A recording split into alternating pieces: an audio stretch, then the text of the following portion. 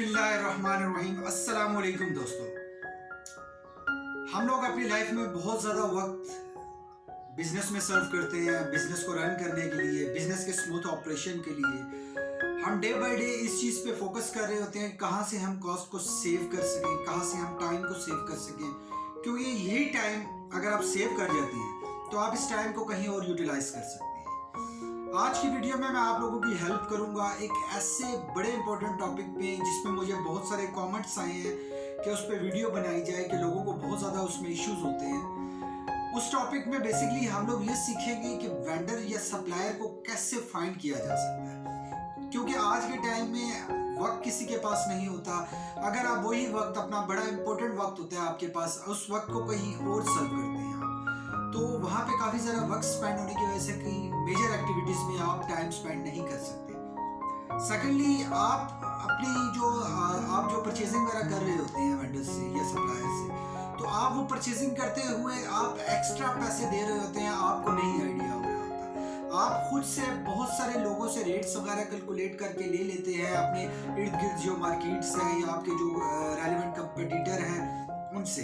लेकिन आज मैं आपको कुछ 5 ऐसे तरीके बताऊंगा जिससे आप वेंडर सप्लायर को सर्च करके 5 तरीकों से अगर आप रेट लेते हैं तो आपको आइडिया हो जाएगा कि आप कहाँ पे कॉस्ट और टाइम सेव कर रहे हैं, क्योंकि एक टाइम की एफर्ट होगी फिर आपको फ्यूचर में बड़े लॉन्ग टाइम तक रिजल्ट वो देगा। तो चलते हैं अपने टॉपिक की जानिब। आप लोगों से रिक्वेस्ट करूंगा अपने टॉपिक की जानिब जाने से पहले कि ये वीडियो ग्रोथ फॉर एवरीवन की तरफ से स्पॉन्सर की गई है। प्लीज़ इस चैनल को ज़रूर सब्सक्राइब कर लें, और अगर आप हमारे चैनल पे सब्सक्रिप्शन कर चुके हैं तो प्लीज़ नोटिफिकेशन बेल आइकन को ज़रूर क्लिक करें। आप जब ऐसा नहीं करेंगे तो हमें मोटिवेशन नहीं मिलेगी, हमें ये फील होता है कि ये वीडियो आपकी हेल्प नहीं कर पा रही है। अगर ये वीडियो आपकी हेल्प करती है तो प्लीज़ चैनल को सब्सक्राइब करके वीडियो को लाइक और शेयर ज़रूर किया करें। चलते हैं अपने टॉपिक की जानिब। सबसे पहले है कि सप्लायर जो आपका कंपटीटर है उसकी वेबसाइट पर जाइए आप, वो मैन्युफैक्चरर या सप्लायर की लिस्टिंग उसने वेबसाइट पे की होगी। देखिए, बहुत सारे जो सप्लायर हैं, आप ये सोच रहे होंगे, आपके सामने क्वेश्चन आएगा कि वो ऐसा नहीं करते। दोस्तों, मैं आपको यहाँ बताना चाहूँ कि जो मैन्युफैक्चरर होता है उसकी कुछ टर्म्स एंड कंडीशंस होती हैं, कुछ सप्लायर वेंडर्स होते हैं उनकी टर्म्स एंड कंडीशन होती है कि उनको उनके जो परचेजर है उसकी वेबसाइट पे प्रॉपर उसको मेंशन किया जाए, क्योंकि उस प्रोडक्ट से रेलिवेंट अगर ओरिजिनल जेन्युइन प्रोडक्ट नहीं होगी तो वो कंप्लेन उसको कर सके रेलिवेंट सप्लायर को। तो ये बड़ा ज़रूरी होता है। आप अपने कंपटीटर को लाइट ना लीजिए, कंपटीटर की वेबसाइट पर जाएं। वेबसाइट पे जाने के बाद आप वहाँ से उनकी जो वेंडर सप्लायर लिस्ट है वो आप उठा सकते हैं, और वो प्राइस तो नहीं दी होगी लेकिन आप उस वेंडर्स को अप्रोच कर सकते हैं कि आपको मुख्तलिफ प्रोडक्ट चाहिए होती हैं डिफरेंट क्वांटिटी में, तो वो किस रेट से वो प्रोडक्ट आपको डिलीवर करेंगे। फिर आप कंपाइल कर सकते हैं कि आपके कंपटीटर रेलिवेंट कंपटीटर से उठानी है या डायरेक्ट किसी बड़े होलसेलर से उठानी है, क्योंकि लोगों ने बड़ी स्ट्रिक्ट अपनी पॉलिसीज बनाई होती हैं। बहुत सारी कंपनीज हैं कि अगर आप हमारी प्रोडक्ट रीसेल कर रहे हैं तो हमारी कंपनी या हमारी डिस्ट्रीब्यूशन का एक प्रॉपर लोगो या प्रॉपर स्टेटमेंट हमारी मेंशन होगी, क्योंकि ऐसा ना हो कि अब हमारे नाम पे कहीं कुछ और प्रोडक्ट, फेक प्रोडक्ट सेल कर रहे हो तो हमारी क्रेडिबिलिटी पे सवाल आता है। तो ये था पहला। और सेकेंडली, आपने क्या करना है कि मैन्युफैक्चरर की साइट पे जाना है। मैन्युफैक्चरर जो भी आप परचेजिंग करते हैं तो मैन्युफैक्चरर का वहाँ पे आप देखते होंगे मैन्युफैक्चरर का नाम लिखा होता है, मैन्युफैक्चरर का कोड होता है। दोस्तों, प्रोडक्ट जो ब्रांड करता है वो अपनी प्रोडक्ट की मैन्युफैक्चरिंग कंपनी का नाम और मैन्युफैक्चरर इंडस्ट्री या कुछ भी ऐसा मेंशन करता है। आप उसकी वेबसाइट में जाएंगे, वहां पे आपको क्या मिलेगा कि आप वहां से सप्लायर या होलसेल डिस्ट्रीब्यूटर को फाइंड कर सकते हैं। बेसिकली यहाँ पे होता ये है कि इसको फाइंड करने का पर्पस ये है, जैसे पैनासोनिक या कोनिका या इस तरह की बहुत सारी ऐसी मजीद प्रोडक्ट की कंपनीज है, मेरे जहन में जो नाम आए मैंने आपको बताए।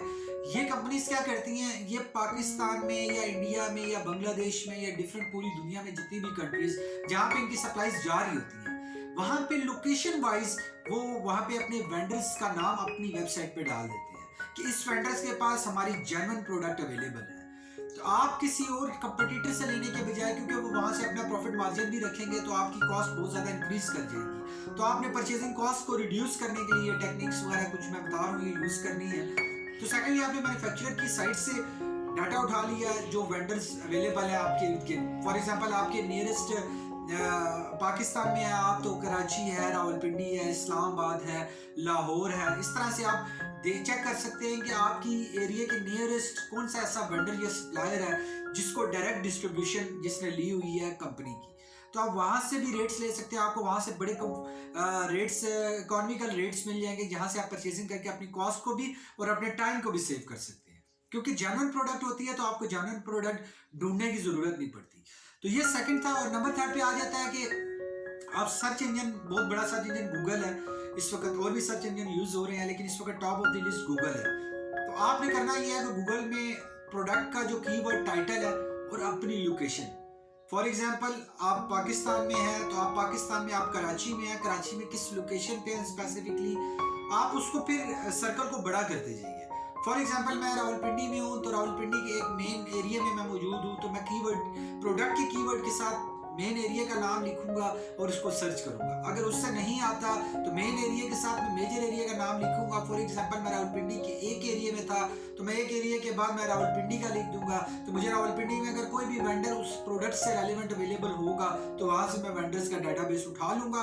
एक दफा की एफर्ट होगी, आपकी प्रोडक्ट की डिस्ट्रीब्यूशन आपके पास जब आ जाएगी तो आप उसको इजीली नेक्स्ट टाइम उस प्रोडक्ट को वहां से बाय कर सकेंगे, इंक्वायरीज कर सकेंगे, और जो भी आपके लिए कंफर्टेबल टाइम सेविंग और कॉस्ट सेविंग के हवाले से जो भी आप कर सके अपनी प्रोडक्ट के लिए कर सकेंगे। नंबर फिर 4 पे आ जाता है कि कुछ ऐसी कंपनियां हैं जो मैन्युफैक्चरिंग पाकिस्तान से नहीं मंगवा रही होती, वो इंपोर्ट कर रही होती हैं डिफरेंट कंट्रीज से।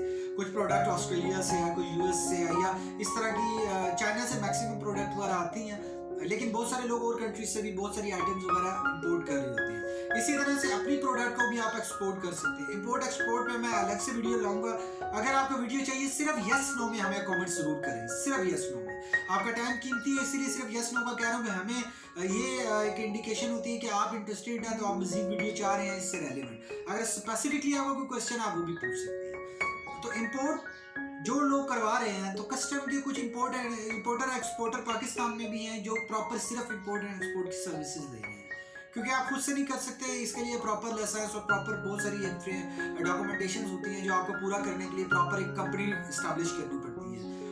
आप ये देख लें कि कौन से इंपोर्टर एंड डिस्ट्रीब्यूटर बैठे हुए हैं कि जो उस कंट्री की प्रोडक्ट मंगवा रहे हैं, कि जिस कंट्री के प्रोडक्ट आप लाइक कर रहे हैं।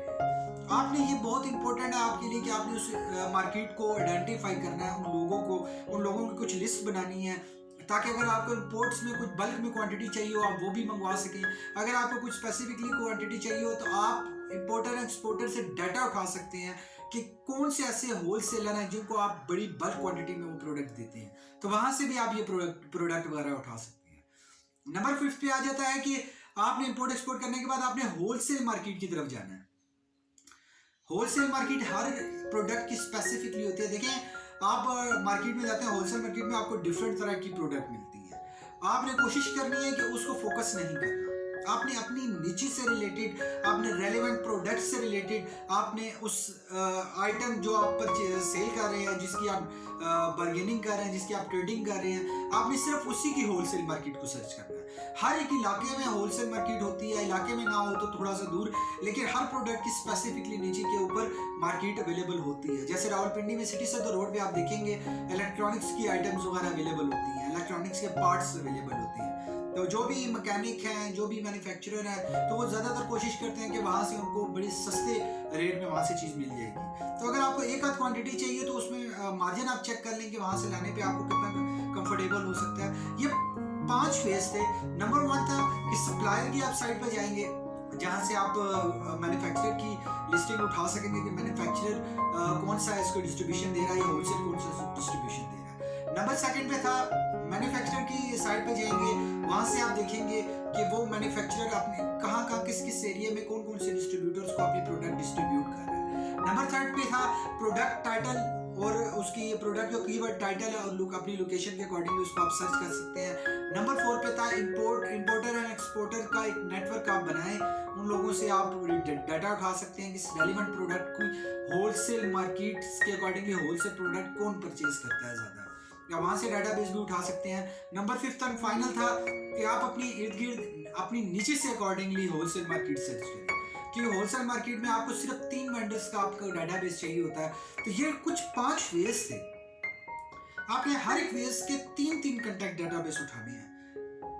5 × 3 15, आपने कहा आपके पास 15 डाटाबेस हो जाएंगे।